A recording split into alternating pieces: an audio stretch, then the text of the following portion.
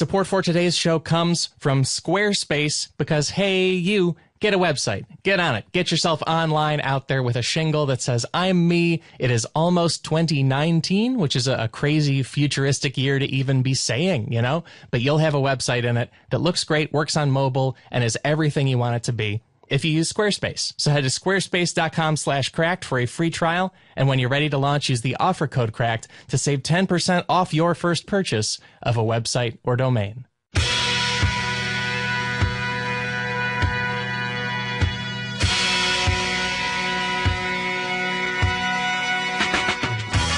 Hey there, folks. Welcome to another episode of the Cracked Podcast, the podcast all about why being alive is more interesting than people think it is. My name is Alex Schmidt, and I'm the head of podcasting here at Cracked. I'm also known as Schmitty the Clam. I'm also known as Schmitty the Champ, and I am also filled with joy by this week's very fun, very pop culture-y episode of the show. Our topic is pop culture alternate histories that almost happened. One more time, that's pop culture alternate histories that almost happened. We will explain what that is right away in the show. And by we, I mean myself and our returning guest, the one and only Matt Gourley. If you like comedy podcasting, you've heard Matt Gourley do it. He's just everywhere. He is so fundamental to it.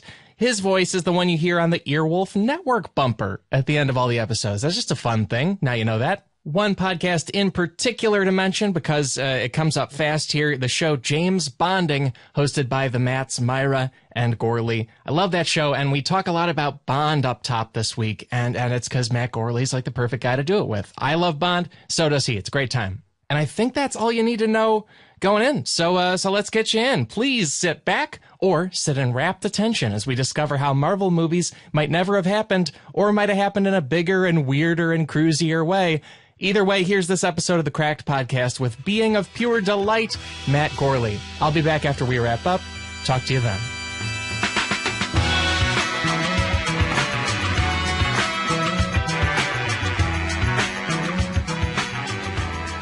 We are talking pop culture alternate history today.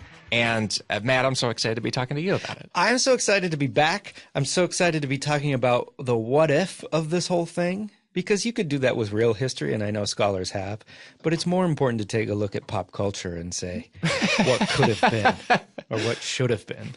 There's a lot of things we could look at. I always like talking to you about James Bond. Oh, me too. I mean, we've got wars like Infinity Wars and Star Wars, but you know James Bond is my sweet spot, so I'm happy to do it anytime. Yeah, it's such a long franchise. There's so many ways it could go. There's one thing, as we're like putting this together, I learned that in the 1950s, somebody named Gregory Radoff optioned the books, and this was pre-Broccoli. So just one thing that could have happened is we could have had different people making the whole franchise. This is crazy. I always, Matt, Myra, and I from the James Bonding podcast say we're lovers, not experts. I'd never heard this. Oh, wow. Especially what you will probably reveal next about what they wanted to do with it. Yeah, because for one thing, I don't know if everybody knows listening that the Bond franchise is still kind of a Broccoli family business. Like, if different people option it, we have a completely different 20-something movies. Mm-hmm. The whole thing's different. But Radoff, and then he had brought in writer Lorenzo Semple Jr., who's best known for writing on the old Batman TV show and writing a lot of good, like, paranoia 70s movies, like Parallax View and 3 Days of the Condor. But both of them didn't like James Bond in the books. They thought he was kind of a pig. Yeah. And so they wanted to make it a female spy right away. Right. And what cracks me up is they're like, oh, this Bond is quite a pig. But then there's that comment by Radoff from the article about, he said something to the effect of, I'm paraphrasing here, but not far, that, let's get Suzanne Hayward for the role. Yeah. Because when she was a $75 a week actress, I fucked her and she owes me, which is one of obviously the most grossly misogynistic things. But the worst part about that is not just that he probably preyed on her, but that she somehow owes him for being taken advantage. So I'm sorry, James Bond's a pig? Wow. Yeah, oh man, like old Hollywood. What a world in a terrible way. But and that they were looking at. I didn't know a lot about that actress, but Susan Hayward apparently would go on to be nominated for 5 Oscars and win 1, and had been nominated at least a couple times in the mid-50s when they were looking at her to be Jane Bond. because she owed him some. Yeah. Oh, the other part is that he doesn't even call her Susan Hayward. He calls her Susie Hayward. Oh, man, it's just all of that together. Oh, yeah. That part I didn't totally scan because there's that thing where, like, a celebrity's being interviewed and they start talking about another celebrity and then they have some nickname for, like, Robbie De Niro. And I'm like, oh, I guess he's called Robbie by people. Oh, okay, sure. That's what I love that device comedically. Like, Paul Schaefer used to do that on Letterman all the time where he'd, like, talk about, like, Martin Balsam and go, yeah, me and Marty Balsam. Bobby De Niro. Right. Yeah. I always want it to be like M. Dog Scorsese. And, like, it's like just some ridiculous. But yeah, the entire world of Bond and probably the rest of, I don't know, action movies, British culture, Western history, the world, it could have been a female 1950s James Bond instead of us getting Sean Connery in the early 60s. Yeah, and it's so interesting to think what that would have been at the time, and also to think about all the people, you know, because the topic comes up a lot these days with Daniel Craig retiring after this next movie, that could we have a female Bond? And there's still so much resistance, but look, now there's precedent for at least the possibility.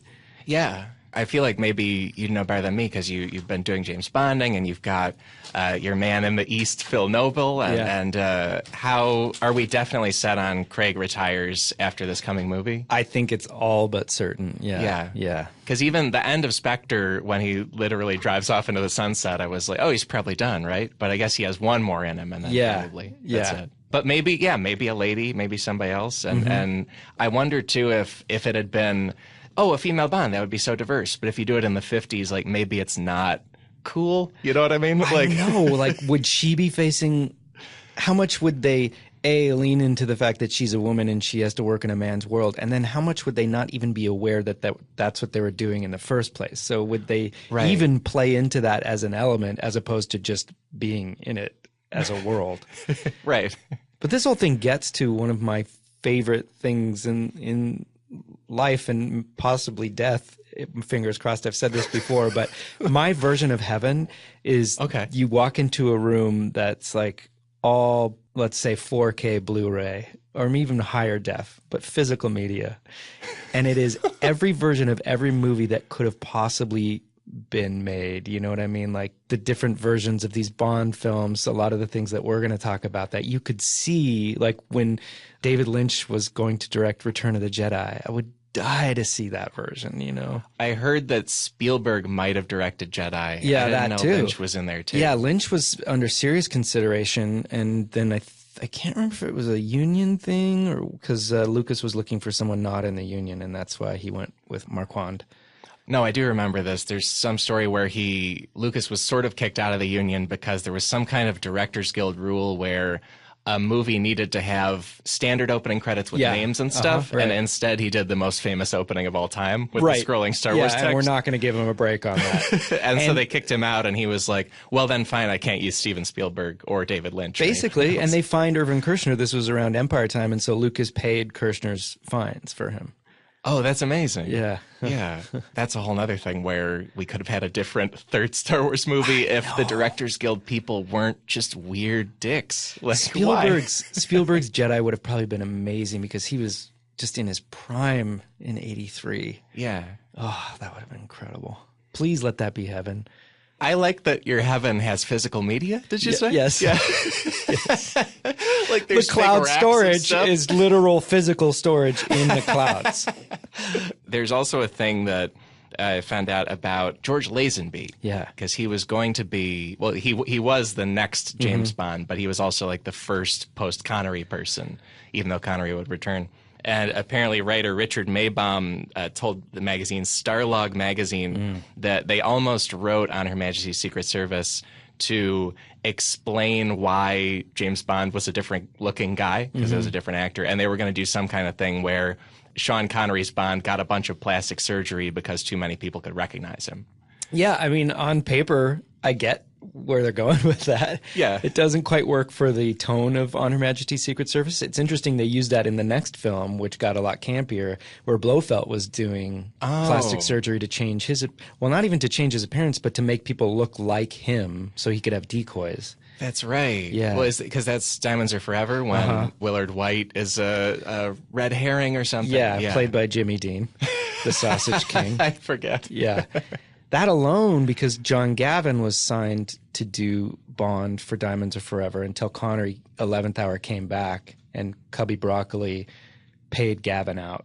He gave him his whole fee. John Gavin. I've never heard of him. He's in Psycho. He's like a guy in Psycho, and then he was going to be the third James Bond actor. Exactly. Wow. Well, that alone is a whole what if, because James Brolin was tapped to do, I forget what his was going to be, and Sam Neill was up for Octopussy if Roger Moore was stepping out. Yeah, I think Brolin was also like a Moore replacement at one point. And also American, right? Which would be the whole thing. Same with Burt Reynolds for, I believe, was tossed around pretty seriously around Diamonds Are Forever time, too.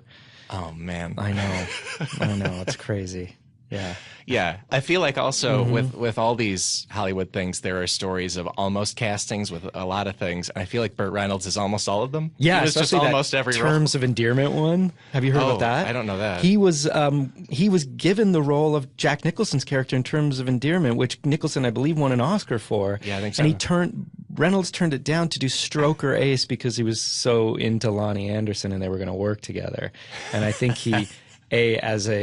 looking back retrospectively on his relationship and career, went, why did I do either of those things? You know, there was some time when he did one business phone call where he made multiple mistakes. Yes, all at once. Yeah. I think that whole Poor guy. decade. I know. I miss that guy. I love him.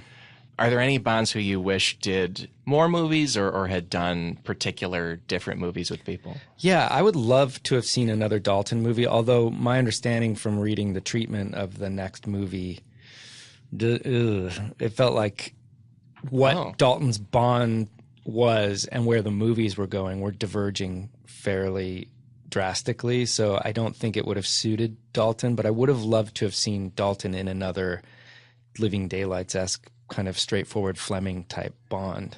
Yeah, because if people don't know, Timothy Dalton did 2 Bond movies late in the 80s. Yeah. And then was considered for a third one, but there were some kind of business problems with it. He was going to, but then there was a legal battle that took so long. And then as the story goes, it was, I think, 4 years later when they came back and said, do you want to do it? And he said, no, I want to move on. But now I've since heard unofficially that really the Broccoli's were done with him and gave him the sort of like honorable fall on your sword kind of like, we'll let you say you don't want to do it, but they wanted to move on from him. I don't know what's true, but I would have loved to have seen another Lazenby too, but he took himself out.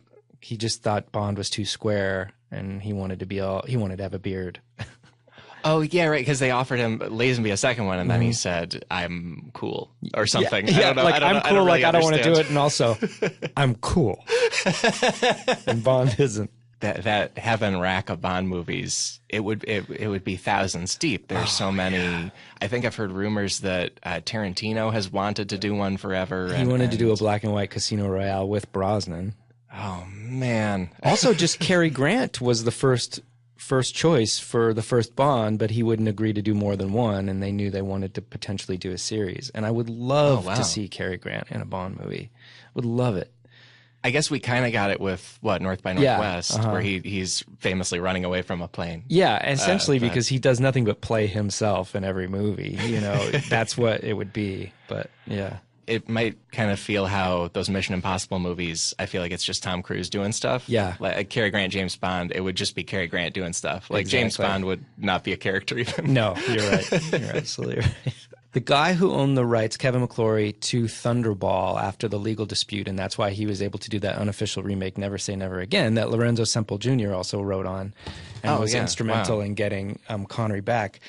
He was given the rights to that story and those characters, so he, I think, at some point was going to remake it yet again, called Warhead 2000 around the 90s. Warhead 2000. And they considered bringing Dalton back as a sort of like, look, we're going to recycle these Bonds. If the original or like the official franchise won't, we'll take them. When I was a kid, one of the few Bonds we owned was Never Say Never Again. How funny. And I later learned that, like, that was sort of a whole... It came out the same year as Roger Moore was in Octopussy. Yeah. It's like a whole Battle of the Bonds issue.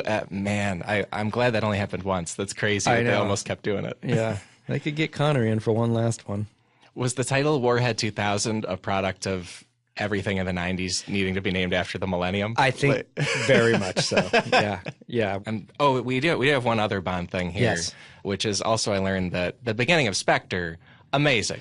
Just fantastic. And kind of running through a massive parade for Dia de los Muertos in Mexico City. Right. And it turns out, obviously the holiday's a thing, but Mexico City didn't really do an event like that. Right. And they just made it up for the movie. And so the movie since then has basically invented that as an actual tradition. The movie came out in 2015, and then the past 2 years, Mexico City has now gone ahead and done that parade. Isn't that incredible that their culture has been given to them by an English production? Not their culture, but this element of what will then become a part of their cultural celebration. But that's crazy. That's so funny. That's like that story about, you know, that like vaguely Eastern music. Yeah. That was music invented for an American World's Fair at a like Eastern exhibit to kind of like give the feel of like this is legitimate or like accurate Eastern culture. And it was just an American invention that to this day kind of persists as like that snake charming music.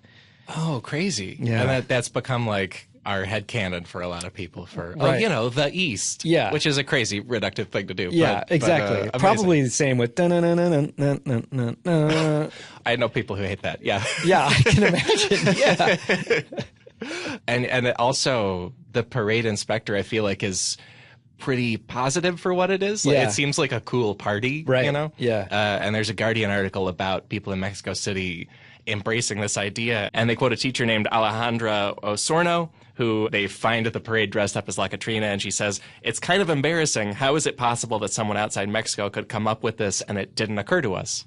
Yeah. Like, they seem stoked about this, like, good idea around a real holiday. You know? But they'll never have the same production value because you've got one of the biggest movies of all time coming in and spending. Like, when you see that parade, everybody's in impeccable costumes and the floats and everything.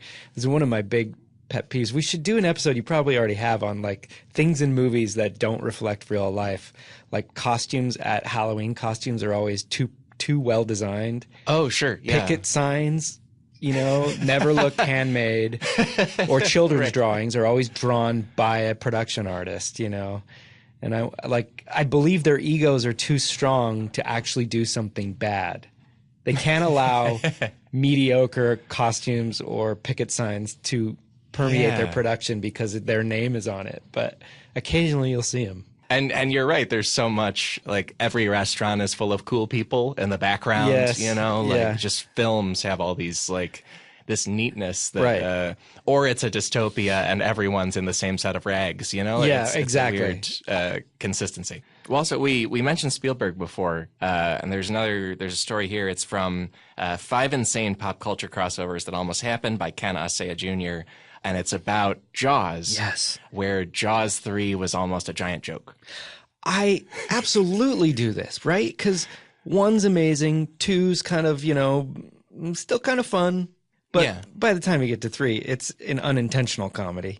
Why not lean into it and go all out? I think more franchises should probably do this. I feel like more franchises would if Jaws had too, because Jaws was so formative for every blockbuster movie since. Yeah, right. And this was the late 70s, so a wild time. And the first Jaws made over $100 million, first movie to ever do that. The second Jaws almost did.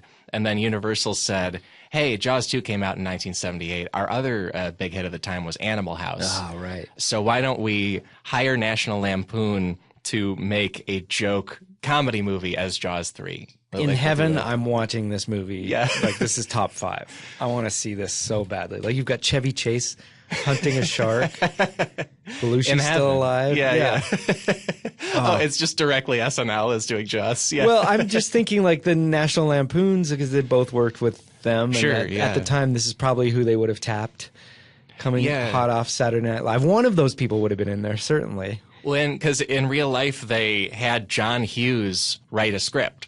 And he wrote it. It was titled Jaws 3 People Nothing. Like it's a sports score, which is the best. That's telling you what it's going to be. Does that script exist? I couldn't find it. Oh my God. And with a lot of these, they're not findable. And then other movies that I don't want to read, they are, But he wrote it, and then they got Joe Dante lined up to direct it, which would have been great. He did Gremlins and a lot of other like funny, also high production movies, and they had Richard Dreyfuss lined up to come back and, like be in the comedy version of the previous movies. I would have loved that. I mean, what franchise did that? Friday the 13th kind of did. By the time you get to part 6, they're leaning into the fact that it is kind of not only a comedy, but in some ways a wacky comedy. I have only seen the first one. Okay, and you obviously know them better. Yeah, by part 6, it is in some ways parodying other things. Like in the opening, Jason walks by and the pupil of an eye turns, slashes at the camera, and it's a direct Bond gun barrel reference. Oh, wow. It's weird. I know. I don't know why. And then there's some straight up whack up farcical comedy in it. I would imagine Jaws 3 would have made money this way. Like instead they did, I believe, Jaws 3D, which was just the gimmick is it's 3D. Yeah, with Dennis Quaid, and it was set at like a marine animal park in Florida or something. Oh, okay, yeah. Yeah. Yeah, because with Jaws or Friday the 13th or any other movie where the premise is this is one murderous thing and everyone's fleeing, like you just kind of got to make it a comedy eventually, right? Exactly. Because it becomes silly that people are returning to these places where a bunch of people died. Yeah. So it only didn't happen because Steven Spielberg heard that this was going on and went to Universal and said, I will never work with you again if you do this with this franchise that I worked on so hard to make serious. But go ahead and exploit it in 3D all you want. Right, that's the thing. I don't know why he didn't throw himself in front of Jaws 3D, or I forget the name of Jaws 4, but it was something The Revenge. The Revenge. This time it's personal. Because I have seen it. I think I've only seen that one. I've only seen 1 and 4. I really pick my spots. Oh wow, I like 2. I like 2. It's like the junk food version of 1, but very tasty. Like it just moves a little quicker and stuff. Not that I don't love 1, but. And that's a super valid way to do movie number 2. Yeah, is here's exactly what you liked. Like, great, sure, fine. Right. It's kind of like Temple of Doom to Raiders. Yeah. And I kind of wish I lived in a world where the sort of Jaws rule of thumb is third movie you go crazy. Yeah. Like Taken 3 would be a comedy and I don't know what else. Exactly. Like reward yourself if you made it that far. Yeah. It's like exciting to me too that capitalism exists. Because all of these franchises, there are enough people who want to just make a next one to make money. Yeah. That either because they also love it or just because they want to make money, they'll try some really wild stuff. Like any long running franchise like Indiana Jones, there are probably scripts floating around for just he fights a sea monster, right? Or he's Elvis, or I don't just crazy things. It's interesting to put it that way. That is what capitalism is, and it's like if you had the communist version, or like the socialist, or even if you take like England's national broadcasting, like their endowment for the arts, that's why you get 6 episodes in a series, and maybe you never get another series because they're about the content and the quality. Yeah, because it's not just profit based, but here it's money rules. We got to keep it going. Yeah, right. Like we'll just crank stuff out, and then you get all of Roger Corman, or something like that. Speaking of money, let's look at Marvel. Yeah, what a thing that makes a lot of money. Yeah, how do you feel about Marvel movies? We have so many of them. Yeah, so. I really liked them in the beginning. I can't get through them now, and I know that's probably no surprise to some people, but some people also can't believe, like, how can you not love it? I know so many people that love those movies. I am so bored to tears by them at this point. They're just the same. Yeah. And this is coming from someone who abides every Star Wars mistake and James Bonding dud. I find myself thoroughly bored by them, I guess, which is a shame. And I still go back into them thinking, like, this one will be different. I'll never learn. I wonder if it's partly because there have been so many of them so fast. Yeah. I believe it's 20 movies in 10 years, which is a lot. Like, if you space them out more, maybe it's more fun. I guess there's some of the outliers that I enjoyed. Like, I did enjoy Doctor Strange because just visually it looked different to me, even like it was darker. And and I liked Black Panther, but even that one, by the time I got to the end, that's just like we're doing the same thing. There's just this epic CG battle at the end. And oh, yeah. Yeah. Like a bunch of flying aliens, usually. Yeah, and I just tune out. They're just, nothing feels grounded, I guess.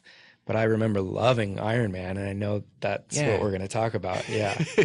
Yeah, because it's sort of a remarkable set of movies. There's one cracked article called 5 Reasons the Marvel Cinematic Universe Should Have Failed by Daniel Dockery, because nothing before or since has been similar.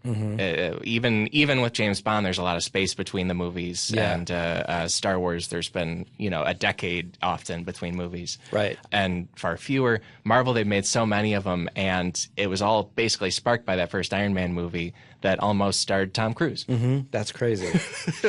I mean, it's not crazy when you look at it, because look what he went on to do with Mission Impossible. So there's every reason to believe that he would have not only kept going on in that role, but taking a major hand in it. But then I wonder how that would have jibed with Kevin Feige and the Marvel Universe, because it seems like they really pull the strings on that. Yeah, it would have been an enormous fight, wouldn't it? Or would it have evolved differently, where like Cruise would have become a major producer of all of them? Oh, yeah. I wonder. I don't know. That's a good question. Yeah. I've heard that he loves consuming stuff. Like, he'll just constantly be watching movies, constantly be reading stuff that could be adapted into a movie. I feel like he'd have the appetite to read all of Marvel Comics, which you kind of need to do to make all the movies. Like, maybe he steers the whole thing and it works. That'd be amazing. Well, it seems like he was ready to go down that path with The Mummy, that he would have probably done that whole franchise had it not have tanked, because they had Russell Crowe lined up as Jekyll and Hyde. Yeah, it was called the Dark Universe, because I guess Universal Studios owns a bunch of old monsters, and so they were gonna do owns a bunch of old monsters. We keep them in this room. Here's the keys. You're welcome to pal around in there. Just sign anything out. The Wolfman keeps wanting to like go outside, and they're like, "No, you can't go outside." I'm sorry, because they made all these like 20s, 30s, 40s monster movies. They still have the rights, and so they were gonna say, "Oh, we'll do a Marvel Cinematic Universe where it's just all these monsters hang out or something." Like they all know each other, I guess. I hope that's what it was, like Mad Monster Party. Just road movies where like the Wolfman and the Mummy are driving somewhere. Now I'm in. Suddenly I'm interested. But it is a thing that they really were going to lean into, and you're right. Like Tom Cruise was willing to sign up for that, so maybe he kind of would have been willing to be Iron Man, but he would have needed to be in 9 movies across 10 years now if it's the same trajectory. But I feel like he's such a glutton for positive attention that what those movies were bringing towards Downey Jr.'s career would have done the same for him. It would have come at the time when he would have really needed it after that. Wasn't that around the time of his kind of real fall from grace in terms of the Scientology thing and the Katie Holmes and the couch jumping? He probably would have like really thrived in that. I feel like he's the one celebrity I can think of where he had a huge, long public relations issue and has remained popular without ever like fixing it. Yeah, you know what I mean? Like people still don't storm. Like him, they just want to see him in movies all the time. Yeah, you know? And it's even weird. It feels like the liking has abated. Like it's just, okay, he's back to our boy. He's a little weird. Yeah. But we don't live in the same world or class that he does, so we can't understand. We forgive him his like weird peccadillos or something. I don't know, because as long as he keeps bringing us these Mission Impossible movies that everybody seems to enjoy.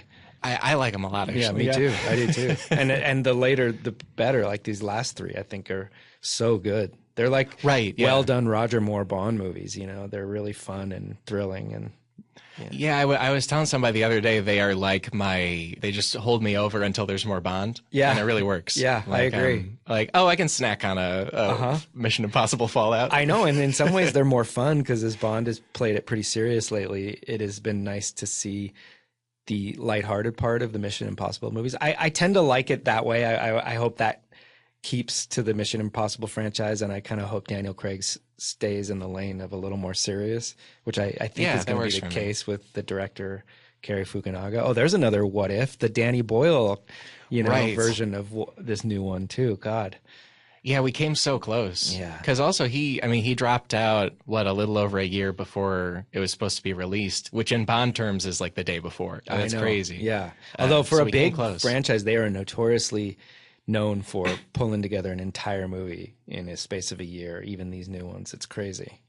Yeah, I think I'd heard they did that with Quantum of Solace because of a writer's strike. Yeah, but even Casino Royale and Skyfall had big production problems. But once they start shooting, they don't do a ton of post-production because they do a fair amount practically. But they really get rolling. And with Marvel, a lot is effects. That's another thing, too. I feel like Tom Cruise loves doing stunts. And if he was Iron Man, no stunts. You're right. Yeah. He'd be so sad. Unless we'd have a different Iron Man. That'd be pretty cool. Now it would just be him doing a bunch of stunts out of the suit. And then the suit does all the basic like meetings and safe stuff. And prior to even making Iron Man, Marvel Comics, I think not everybody knows, the company like almost went broke a couple times. Right. And in the 90s, they had sold off the X-Men rights to Fox and sold off the Fantastic Four rights, but they owned movie rights for all of the rest of their characters. And in 1998, Marvel went to Sony and said, would you like to buy all of these rights to everything for $25 million? For the salary of like one top baseball player now, 1 year, would you like all of our movies forever? And they said no. And Sony said no. They were like, we will just buy Spider-Man because we believe in that, which was correct. Yeah. But they were like, the rest, we can't see there being any money in that. I see why they sold X-Men. It seemed like Fox, 20th Century Fox, had a vision for that. But Fantastic Four has never had its day in the sun. And at that point, they probably just went out on the street and just flagged someone down and went, look, I'm selling Fantastic Four real cheap. You want it? Sure. Yeah, I'll take it. Hi, my name's Roger Corman. We don't care, you know. Yeah. You know, usually I do piranha movies, right? Yeah, sure, fine, whatever. Great. Yeah. Great. Fish are fun.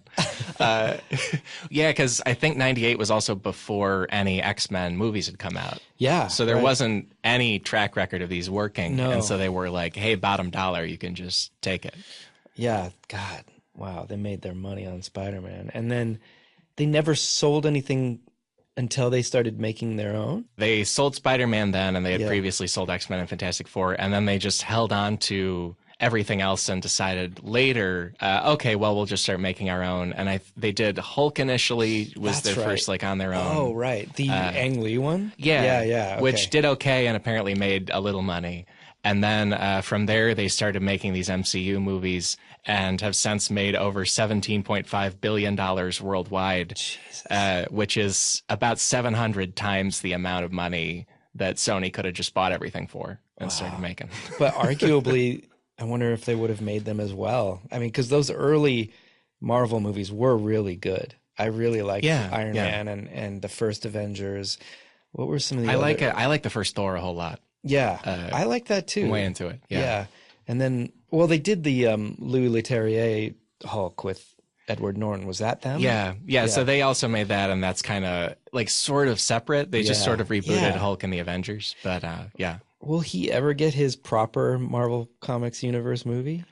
I like him on the side of stuff, like even the third Thor, where he's kind of the other main character. Yeah. It's just fun. I kind of don't need him to be on his own. I don't know why. Maybe I'm a bad Hulk fan. I don't know. Write to me about why. Maybe you're protecting the Hulk, you know? No one else does. They let him get mad. Let's help.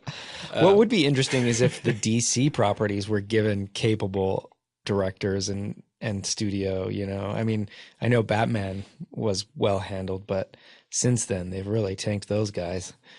Yeah, I feel like maybe the Nolan Batmans made them cocky a little bit. Yeah. They were like, well, we're still doing higher quality than Marvel. Yeah. And then meanwhile, Marvel just rolled out the biggest franchise ever. Yes, I know.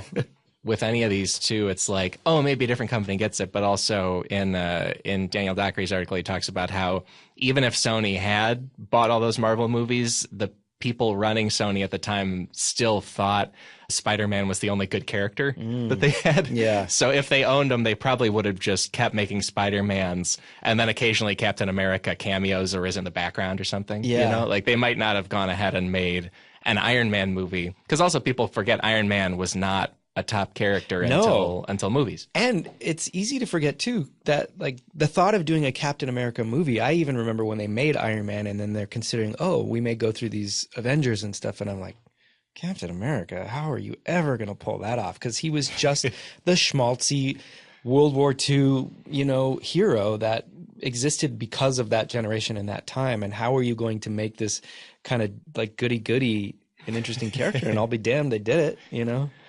I hadn't thought of him that way. He's sort of like Superman, where to our modern sensibility, it's like, what a corny goofball. I know. And they're like Captain America. Just the name is so ridiculous. But they really updated it well. I think the real reason they were able to was to start it in the 40s and then blast him forward made a lot of sense. It really helped. Totally, yeah. Yeah.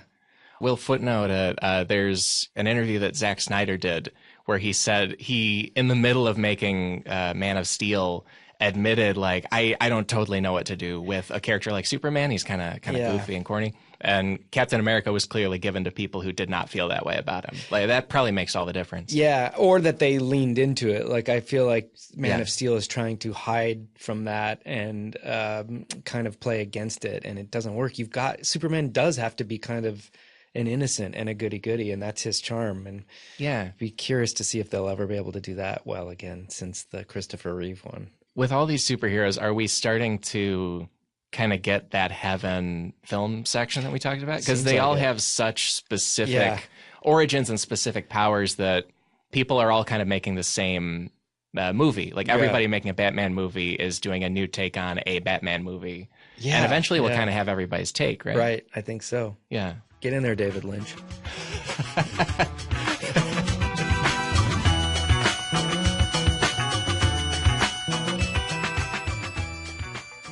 We would like to thank Squarespace for their support of this show, this episode, and everything we're doing here at the Cracked Podcast. And they're very, very wise people. I say this often, but the brain trust over there at the website building at Squarespace, they're like, hey, Cracked listeners are very interesting people. They have something they want to do. They have something they want to create and grow and build online with a website. They just haven't done it yet because they haven't partnered with the right people to do it. Squarespace can be those right people. They have beautiful templates created by world-class designers, the ability to customize just about anything with a few clicks, and you can easily make a beautiful website yourself by clicking, dragging, and deciding instead of digging around in a bunch of code.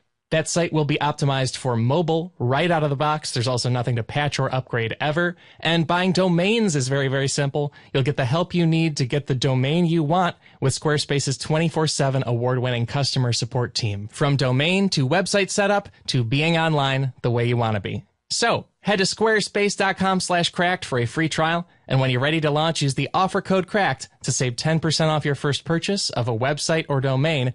That's squarespace.com/cracked. Offer code CRACKED.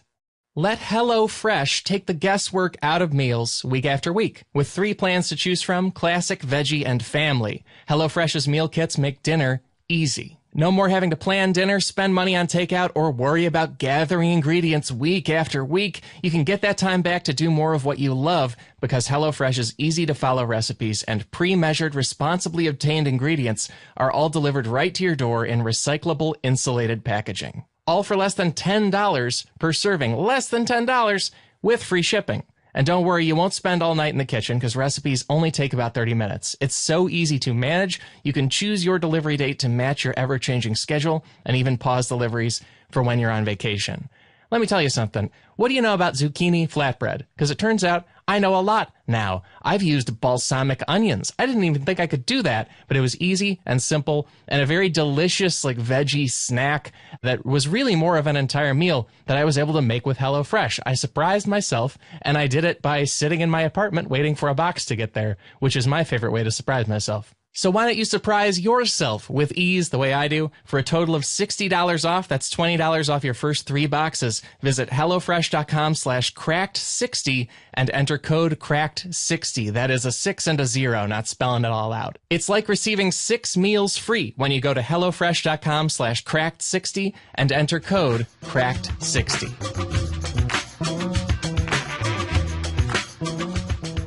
This is another thing that could have had a very different tone because of what people wanted. The Wizard of Oz. Yeah. Oh, what a movie people know. Right. What a movie people know. That's how we're getting into it. And there's a thing where a lot of different people tried to write that movie, the one we know. Oh. And Mervyn LeRoy and William Cannon wanted to do one that was gritty.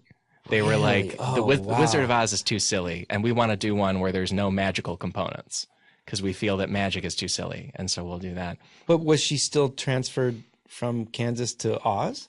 Yeah, so there'd be some, it's unclear, there'd be some way where Oz is another place that she gets sent to, but then... Oh, like a physical place in the real world? Yeah, some kind of thing like that. Oh, wow. And then all the people she deals with, like, the Tin Man is not just a magical man made of tin. It's like a person who has been condemned to be trapped in a tin suit like a prisoner forever. Oh my God, I would love to see this. Yeah, and the Scarecrow is like a mentally challenged person. It's some more literal version of no brain instead of a fun Scarecrow who's made of straw, you know. It sounds hideous. It would have been really bad. Oh, I agree. I could see where and interesting, you know. Heavy-handed artsiness of that time. It would have kind of almost maybe had this like Twilight Zone moral message or something like probably thematic feeling that I would still love to see. Sometimes I forget my version of heaven isn't guaranteed to me, and it really makes me sad. But I am a believer in that all information always exists in some way in history, whether it's technology or whatever. There's going to be a way to get it back. Like we're already seeing that with YouTube. I never thought I'd see these commercials from my childhood again.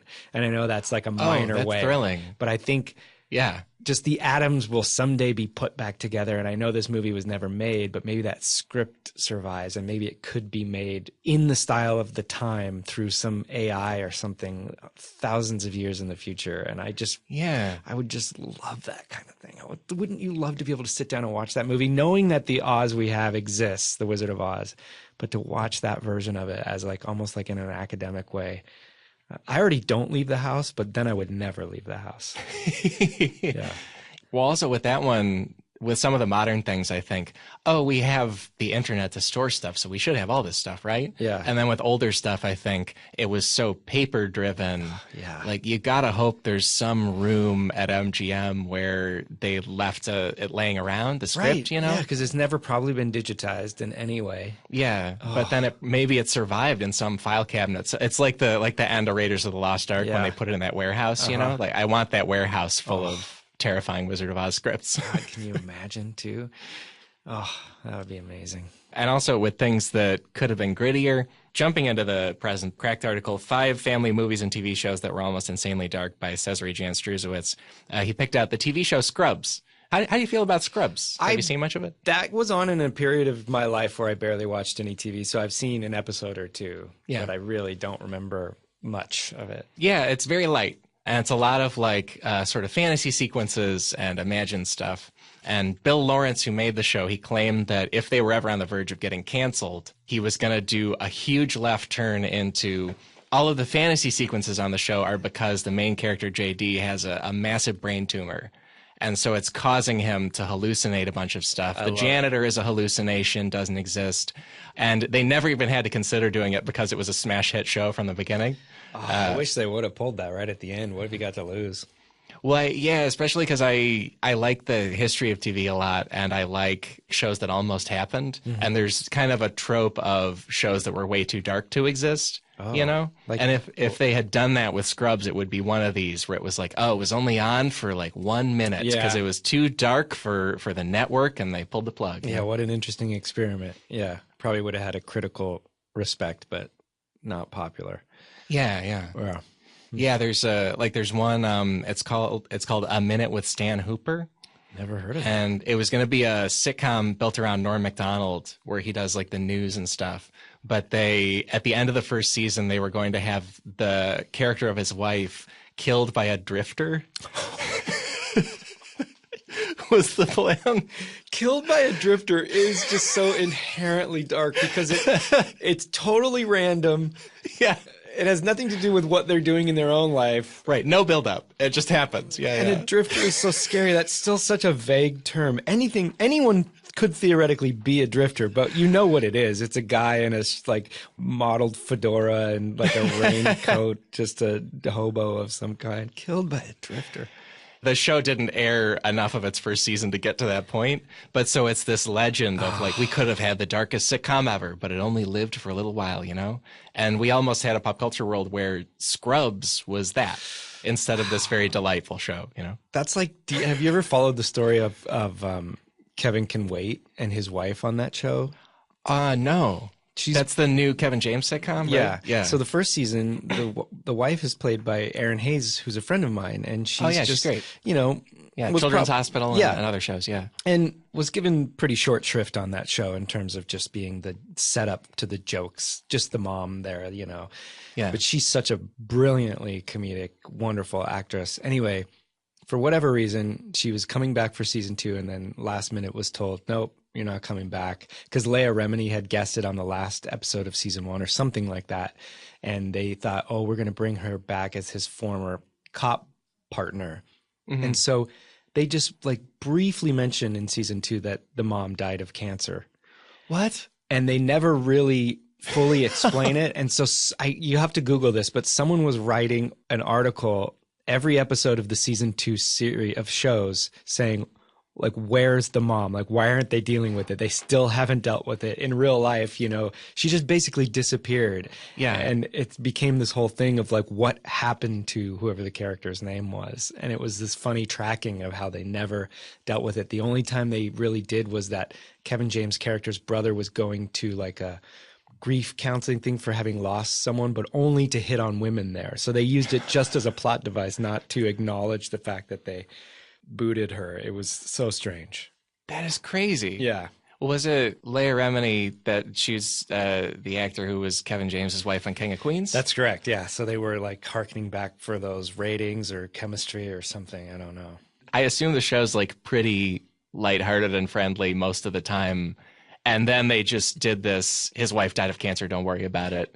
Yeah. To do like a business-driven casting thing? I guess it's just insane. Like if you're going to get rid of a character and not acknowledge it, there's lighter ways to do it that don't ask for so many answers. You could just... Yeah.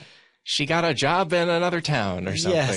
Yes, or she divorced him even, or who knows what. No one has to die. No, especially from cancer. And TV is so rich for all this stuff too, because it's like they're making so many episodes all the time of so many shows. Like there's just so many ways it can flip. It can be the whole. Yeah. Another TV thing we could do. Shout out to my friend David Bell for picking this out, and I checked, and it's true. Do you ever watch Westworld? Like the current Westworld? I show? watched the first season. Yeah, so that's our Westworld right now, right? Mm-hmm. So Arnold Schwarzenegger in like 2002. I remember this. He was going to remake it, right? The movie, right? Yeah, he signed on to do a new Westworld movie as and the Yul Brynner part, right? Exactly. Yeah, and it only didn't happen because the most unlikely thing in the world happened, and he became the governor of California. I remember, that's right. Yeah, that's crazy. Yeah, there's a Variety article from 2002 where Arnold's giving a quote about like, I absolutely loved the original movie, and I've wanted to make it for years, and I can't wait to do it. It's going to be great.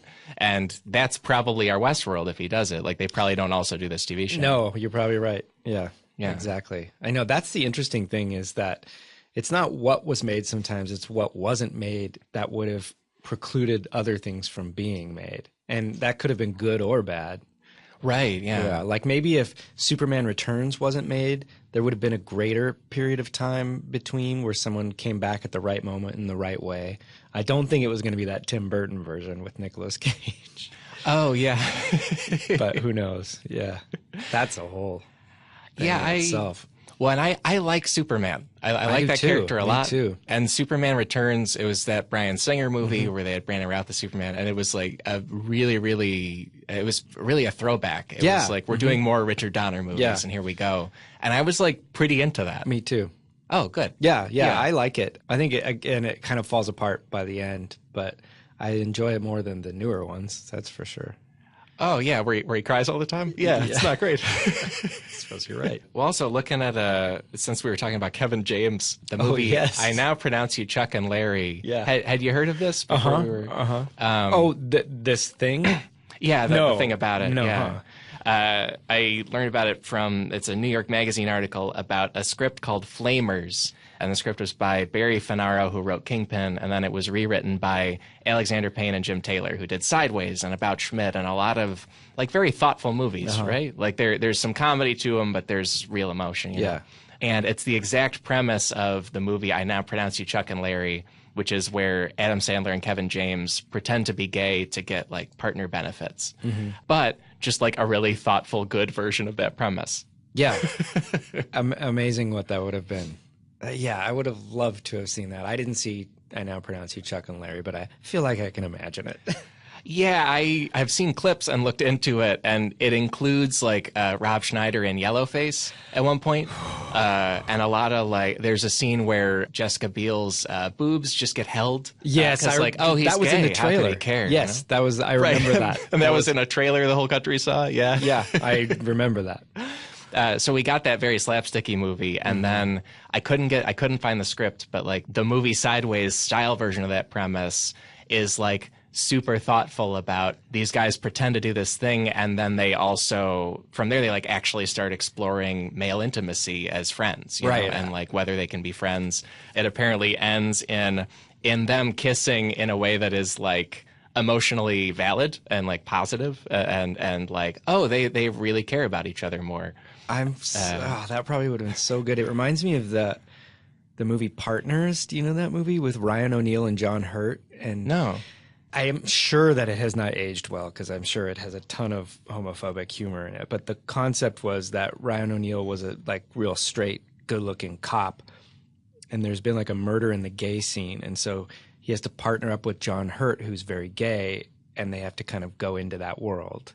And it's like a lot of comedy ensues from it. But I think like John Hurt gets hurt or shot at the end, and Ryan O'Neal like really cares for him by the end, you know. So it was a like, I think, clumsy way of handling that same thing in a different time that probably didn't treat it that well. But it also came out around the same time as Cruisin' with Al Pacino, where he infiltrates the dark gay underbelly of New York. There's a great article about this. I forget, is it Birth Movies Death? Someone wrote a really good article comparing the two and how. We'll footnote it. Yeah. Okay. Yeah. But it's an interesting way to look at that, and That's I'm amazing. sure Alexander Payne would have handled that very well. I feel like big pop culture has had a hard time handling the idea of gay people basically forever. Like it's just starting to get good at it in some corners.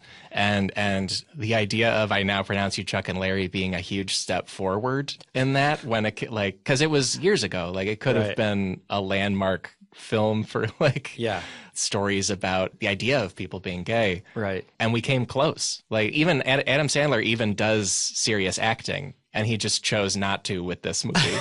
You know, like he could have. There's nothing stopping him. He certainly could have. Yeah. Yeah. And imagine too if you had like a gay actor playing one of these straight men. Like the fact that it has to be kind of one of these like bro-y comedians playing that, you know, like I don't know, that's something you don't see often enough either. It seems like gay characters should be well represented by gay actors, but you don't often get enough gay actors playing straight people unless it's like kind of understood, you know, that they're closeted or something like that, you know. There's that whole sub narrative for people in the know of like, oh, the actor cast as this is one sexuality. Yeah, like a Paul playing Lynde. a different thing. Yeah.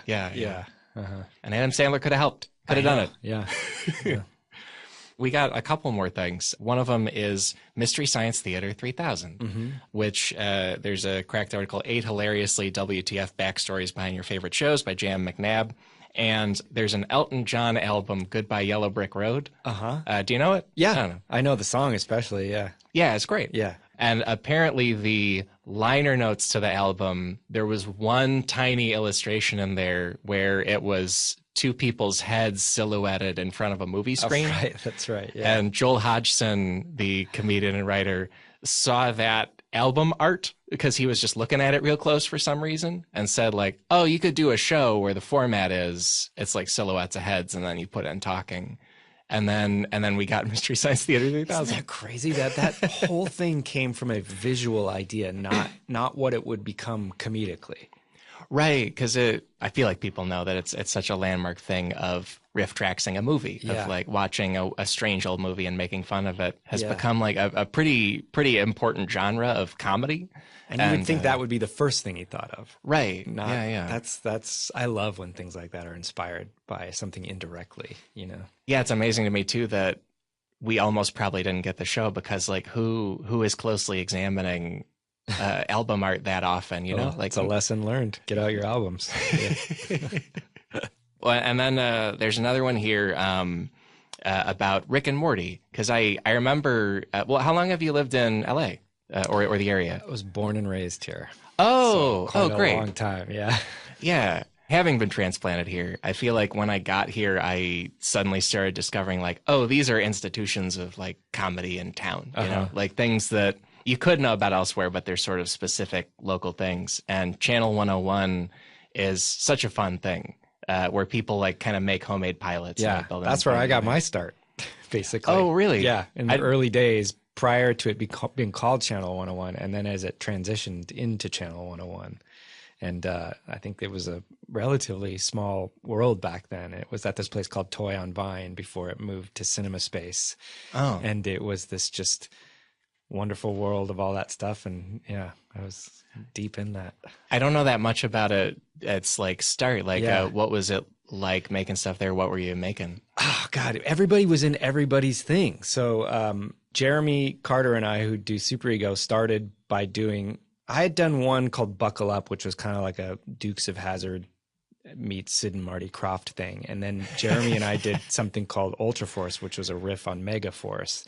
And that was something it would get voted back. But it was so, as usual, like I worked on it too hard and put too much into it that I couldn't sustain the production values of it. It was costing us money, so we killed the characters off so that the show would get canceled. But we would do a lot. Like I was in Dan Harmon's one of his first shows called Laser Fart. I played the proudest character on my resume, Robot Dick. I'm pretty sure I've seen Laser Fart. Yeah. So I was like, imagine Dr. Octopus, but with one appendage. Is your character Robot Dick, right? Yes. Not because Laser Fart, isn't it? He shoots lasers out of his butt exactly when he farts. Yeah. So yeah, because that whole series, it's people making homemade pilots, and like you say, you're paying for them yourself. Yeah, like as far as I know, everybody just did it out of pocket because they love it, and yes. then the audience votes for what makes more episodes. A lot of them riff on pop culture in some way, like existing stuff. Yeah. Were you like there for House of Cosby? I was, yeah, very much. And it was amazing. Yeah, it was truly wonderful. And that was when it was really taken off at Cinema Space, if I remember correctly. And that one just continually brought the house down. And Justin Roiland. Yeah, so Justin Roiland, he makes this show, House of Cosby's, and this was at a time when... like, I didn't know, and I think most people didn't know about the horrible things he was doing to people. No, certainly not. Yeah. So the premise is that it's basically that Bill Cosby is an impression that is fun. Like, and it's a show where a guy keeps cloning Cosbys in his house, and it's a big science fiction show. It's Bill Cosby, basically because it's just a funny voice to do. Yeah. Like, he keeps saying Theo and stuff. Yeah. Exactly. Yeah. So apparently Justin Roiland made that show, and then were you guys as a community aware that he got a cease and desist, and that was why he had to stop? I believe so. Yes. Yeah. I remember that being the talk of the community because there were message boards, and then of course we'd all meet up every month for the screening. But we were so much in each other's films that it really was like almost like a high school class or something, you know. That's so cool. And we'll footnote, you can watch both of these shows. So House of Cosby's is out there, and he had to stop because he got some kind of cease and desist. They said, your show where there are, I believe, over 100 Cosby clones, including one who is like Satan and one who's a lady that gets pregnant, and you have to stop because you don't own Bill Cosby. You can't do that. And from what I read, Justin Roiland found it funny that he could get a cease and desist and decided to try to get another cease and desist for another thing. And so he made a pilot called Doc and Marty. Marty spelled Mharti, where he wanted Universal to tell him to stop doing a takeoff on Back to the Future, where Marty keeps licking Doc's balls. And that's the mechanic of the time travel and how everything works. And we'll link it. If you go watch it, you'll be like, oh, wow, it's Rick and Morty. It's their voices and the basic character animation. Right. Yeah. That's hilarious. But I feel like we don't get that show if the guy making it doesn't make a really weird Cosby show and like getting legal threats. Yes. That's a really, really specific timeline we're on. That is, in that multiple universe theory, that is only one of them. That only happens once. We're it. Yeah. Yeah. Speaking of Channel 101, because that's a group of people in Los Angeles, I feel like maybe one of the most exciting alternate pop culture things is that the center of American filmmaking was almost New Jersey. Like, Yeah, we came close historically. All of these things could have been happening in like North Jersey instead. They shoot some things in New York, but it could have been the mecca of it, which is crazy to me.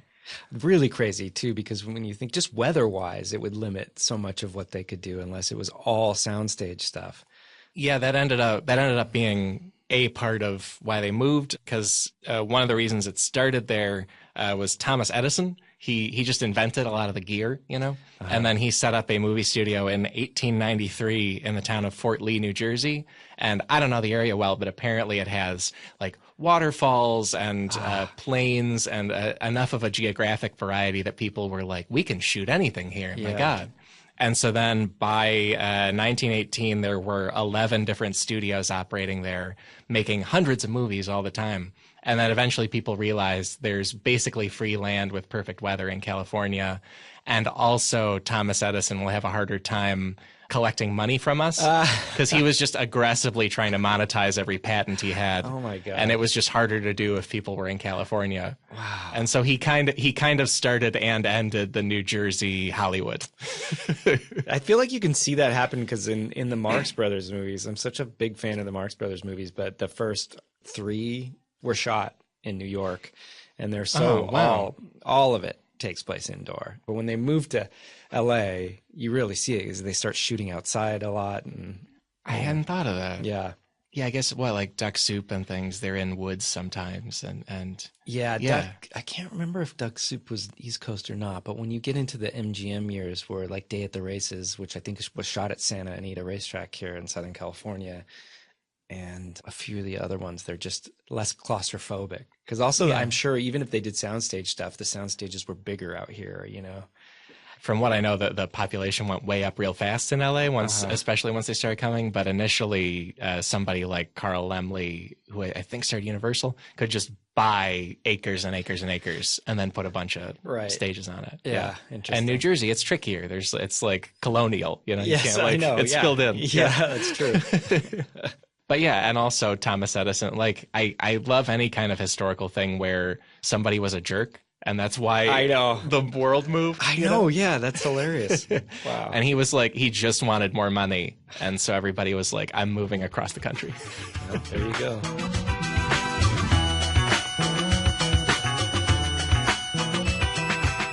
Folks, that is the episode for this week. My thanks to Matt Gourley for being on board for a lot of what ifs and yes ands and here's counterfactuals.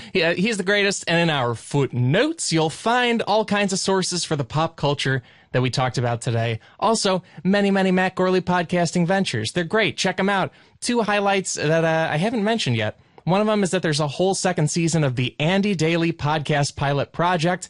It's out now. It's blowing minds. Let yours be one of them. It's a podcast where every episode, it's a whole new comedy series created by Andy Daly and Matt Gourley and some fellow incredible improvisers. Come for the Dalton Wilcox podcast. There are too many monsters. He's taking care of them. And the other show I want to touch on, Matt is producing.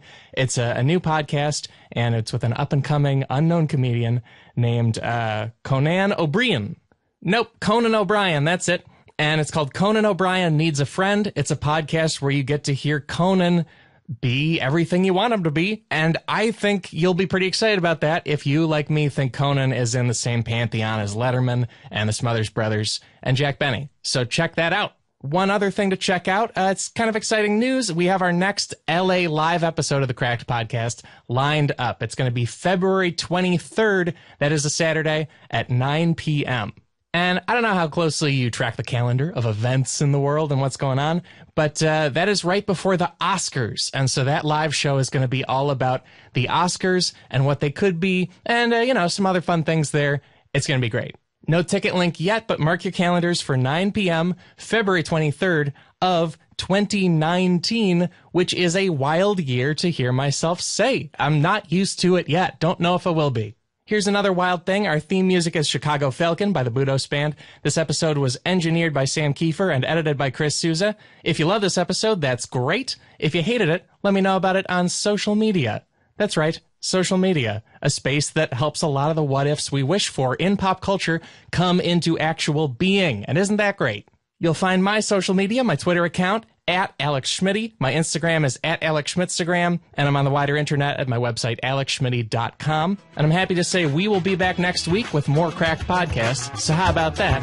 Talk to you then.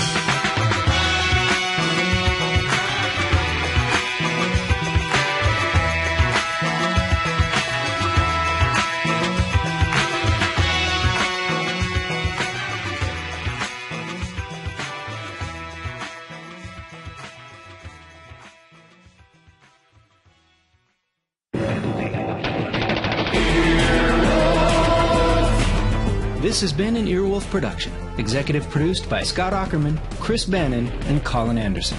For more information and content, visit earwolf.com.